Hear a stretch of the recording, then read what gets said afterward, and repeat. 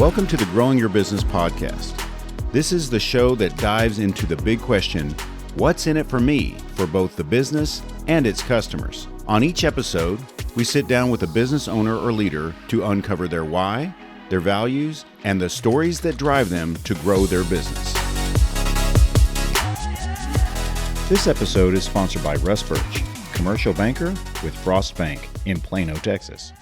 Today on Growing Your Business is one of my oldest and dearest friends, Lena Killion of MLK Pre-Arrangements. Lena, how you doing? I'm doing great. I'm so glad to see you. Yeah, it's great to have you here. You look fabulous, by the way. Love the color. It's really good for the camera. I think anybody watching, you'll agree, she looks great. Thank you. So definitely tune in on YouTube if you haven't seen it. We're talking about MLK Pre-Arrangements. What is that?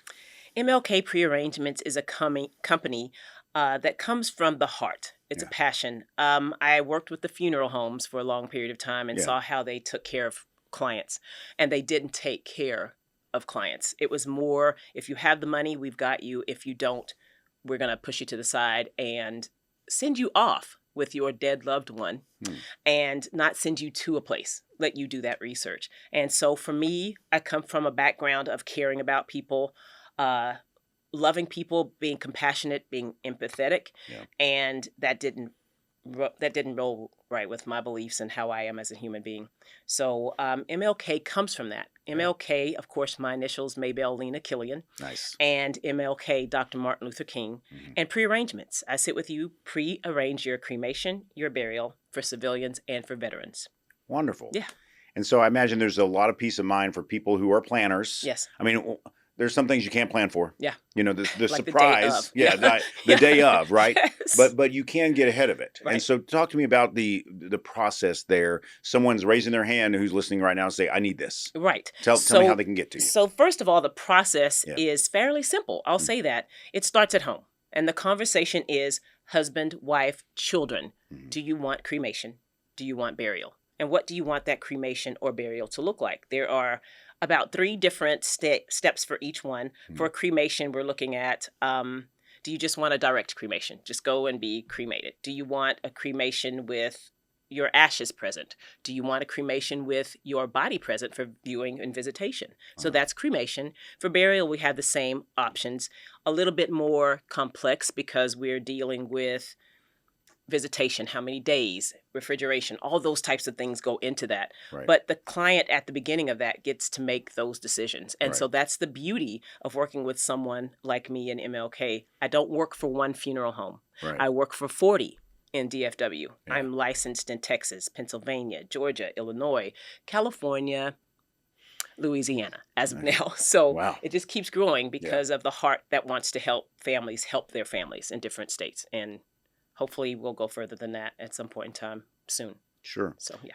How do people make the transition into the thought process that has to happen to where their body is a vessel? Yeah. So, and it's really, what do you want done with, because you're gone, you know, and you know, you're in a better place, but you're not here and you're not in this vessel. Right. How does that conversation happen to where, because it's this, how does this vessel go for the comfort of the rest of your family? Right. And so that's what I run into daily. Yeah. Most of my male clients say, roll me up in a rug and just toss me off the back of a car or truck. And you know we can't do that because then my fingerprints and you murdered him and her, and I don't have time for that. We're on one of those court cases on TV. Yes, and you're looking at her like, I know that's not my friend. Yeah. But the situation is it starts at home once again. You have to sit with your spouse. And it's very uncomfortable. But for someone that's in the business, I come and have those conversations with people daily. And I make it so easy to get through. And I like that. I like that I'm breaking the ice and let's have the conversation. But before I get there, I do like for families to say, hey, honey, do you want a cremation? What does that look like? We're not doing this just for us.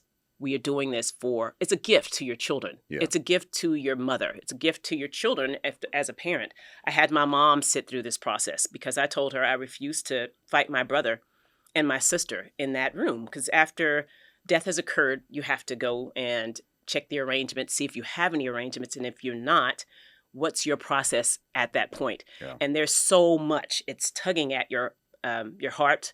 There's so much going through this. The death, there's the grieving. The tragedy. Yeah, it's the death. And it's dependent upon how it was. That's in addition to. Right. So you've got those things. And for pre-planning, you don't have to worry about that.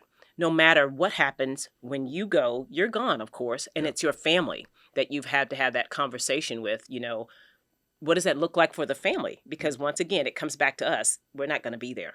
Yeah. But what do your children have to go through? For myself personally, I have 3 sons. And I don't want my sons going through the grief along with what does mom want. So those things have been set up. Of course, it's a big celebration of life because that's who I am.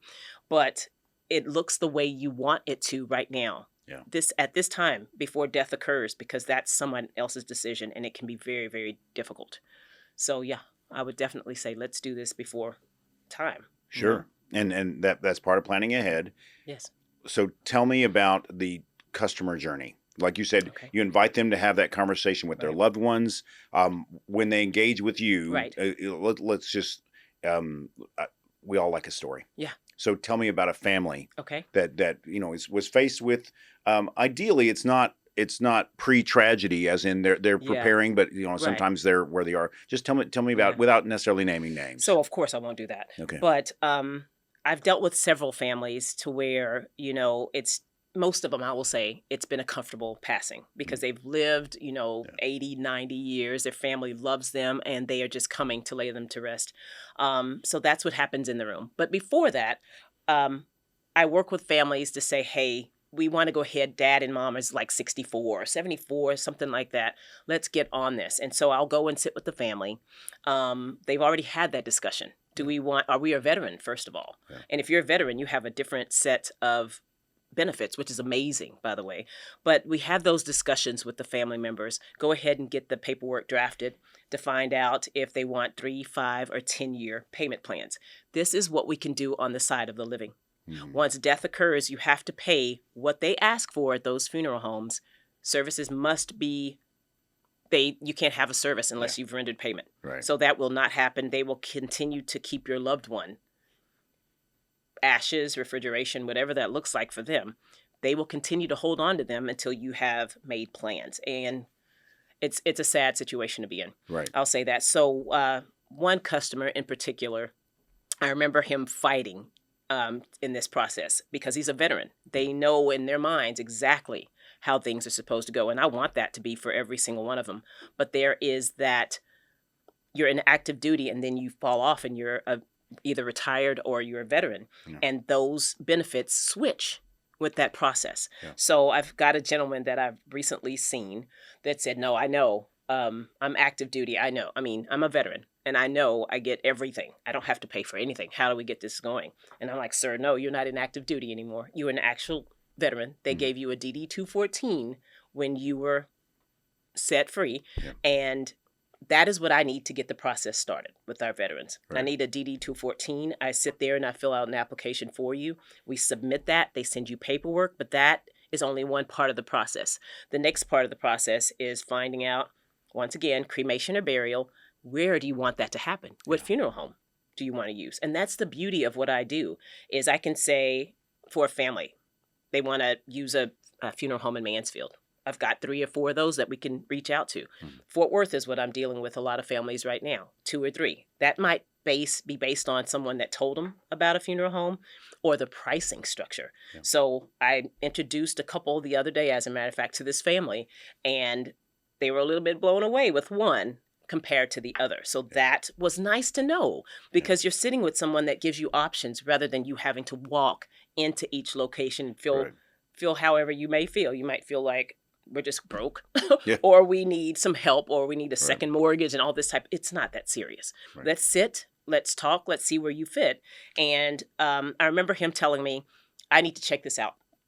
I need to know what you're telling me is the truth, which I know because I've been doing this for a while, that I'm telling him the truth. But I can't argue with him because there's a level of respect. And there's so much more respect I do have for our veterans as well.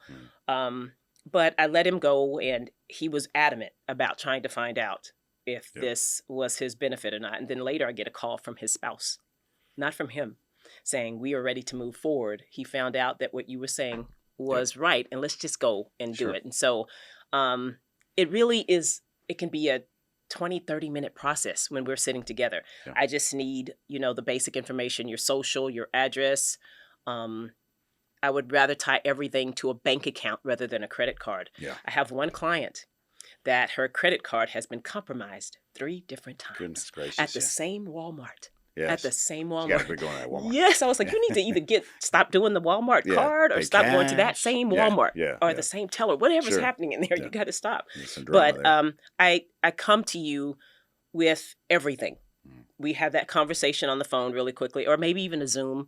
Yeah. And I have a lot of clients in different states now. Sure. So I'm on Zoom constantly. They haven't seen me, but they've heard about me. Yeah. And for me, that is the most beautiful gift in the world, to not have put myself on a billboard, which I'm going to do. I'm going to do that too. Sure. But it's not to have to. No, it is. And it's and it's wonderful just to say, hey, my cousin told me about you, or in our hometown, College Station, my hometown. Yeah. So I got there as quick as I work with the funeral home out there, and she just sends me, hey, go to her. Lena will take care of it. And I think that's awesome, because we never had that discussion. Yeah. They just, Lena's got this. And so it's really wonderful to say, go home and be able to help these people. Have no idea who you are, but you've heard of me through the funeral home. Yeah. So it's just nice being able to sit, have the pricing. What do you want? Write it up in a contract, or I type it up in a contract, send it to you for your okay signature, come back to me, make payments, whatever that is. And then you are either issued a policy within the next couple of weeks saying that you're covered at 100%. Or if you are ill with like congenital heart disease, those types of illnesses, maybe HIV, maybe cancer, we can still cover you. But you're not covered at 100% for 2 years and a month. Before that, if something happens, we reimburse you all your premiums. Right. And we also pay a percentage of your cremation or your burial. You can't beat that. You can't. Stay with us. The Growing Your Business podcast will return right after this. A woman in Austin was depositing a cashier's check at the bank, but she deposited it right into a storm drain. The frost banker found another way in. Time out! So he went into the hole, like a cave diver. A real spelunker of the streets. What about the check? It's money in the bank. Ka-ching! Ka-chang. Ready to amplify your brand's voice? At Blue Mike Studios, we transform your ideas into captivating podcasts and videos. Whether you're launching your own show or guest starring on ours, we've got you covered. From recording and editing to social media promotion. With state-of-the-art 4K video and crystal clear audio, your content will shine. We offer guest packages on our podcasts and offer segments from the show for you to share. Or let us help you build your own branded podcast with custom strategy, branding, and full production support. Visit BlueMikeStudios.com today and let your voice be heard. Please check our show notes for sponsorship links and additional details. Now, back to the Growing Your Business podcast with Buddy Broyles. So the question to me is, obviously, it's like planting a tree. Yes. Best time was 20 years ago, so you can enjoy the shade today. Yes. Second best time is right now. Yes. And especially, it sounds like before, don't wait until the end is inevitable. I mean, okay, let me rephrase that. We're all going to pass. We're all going to pass, right? But don't wait until you have a real obvious, like, oh my gosh, I'm 85 now. And or you've been diagnosed with something that is very terminal. Yes. So do it before. And I say that, Buddy, because I've seen it. Yeah. I've had these families come in saying death has occurred, but they have a pre-need from 20, 30 years back. Yeah. $400 for a space. Those spaces now start at $4,000. Yeah. So these people have made really wise decisions, and the price of a cremation and a burial, I want your audience to know, grows up every single year. 4 to 6%, whether we like it or not. And then with what's happening now, tariffs and these types of things do affect every aspect of a cremation and a burial. So it's so nice to see families come in at today's pricing and start paying, and no one can say later on it's now $15,000. You were paying $5,000, but it's now $15,000. Right. You don't have to pay that difference. And so it's the beauty is capturing today's pricing and starting paying the way that you want to. You have control of that. How do they start the process with you? Give me a call, send me a text, or go on my website to mlkprearrangements.com and just put something in there. If I can leave my phone number, it's 682-552-6501.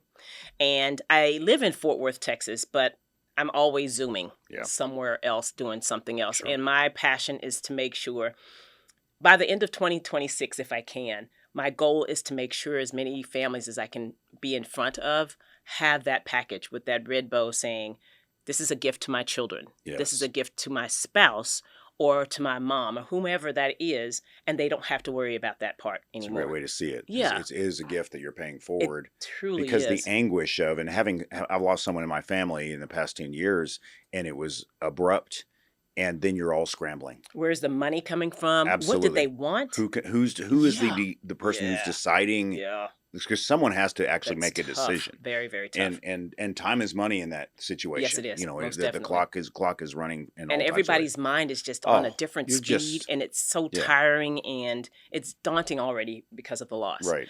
And you know, buddy, the example was my grandmother when she passed. She did a beautiful job. Bittersweet, so bittersweet. Yeah. But the most amazing woman in my life as a little girl growing up. The best summers, the best grandma. Like, you don't see those anymore. I mean, my children have one, but you don't see them anymore. So do mine, you know? but right. Yeah, but they're rare. Yeah, they are. And so when she passed away, it was so hard for all of us. I couldn't imagine us getting along. We all get along now because she did have life insurance. Mm-hmm. Life insurance, if you have that, it's for the living. Make sure that you give them that death certificate, and then the beneficiaries receive what they're supposed to. Yeah. But that is not to pay for a service. And truly, to tell you the truth, you don't even get to use that towards a service because you have to give them a death certificate, which you don't receive until after the service. Yeah. So a pre-need is what grandma had. And she had her space paid for. She had the headstone with 4 different family members already on there, which I was like spooky at first, but that's the best way to do everything. Right there, yeah. Down to the letter. Yeah. We had to pay as a family $357 just to put her day of death. That was all the family had to be responsible for. And buying flowers and that type of thing, everybody was going to do anyways. Sure. But so if you can do that for your family, I'm doing that for my sons. I don't want to see my babies struggle. They're already going to have a hard time, you know? My ex-husband passed away. I don't know if you know that, 3 years ago. Oh. My son's dad. Yeah. And their grandmother didn't listen to his wants and needs because it's not in a will. Yeah. She would have had to respect that. But she thought she was doing also the best thing for the boys. Like, you know, we have a ranch out in Sonora, Texas. And he was raised and grew up in San Angelo. So that's about a 45-minute distance, and grandma doesn't live in San Angelo anymore. So the boys don't go out to see dad. However, he wanted to be cremated and put at the ranch. But the ex-wife can't say anything about that. Right. But the children told her, and she just thought she was doing what's best. And I know she had the best heart in doing what she did, but they go to the ranch constantly, 3-4 times a year.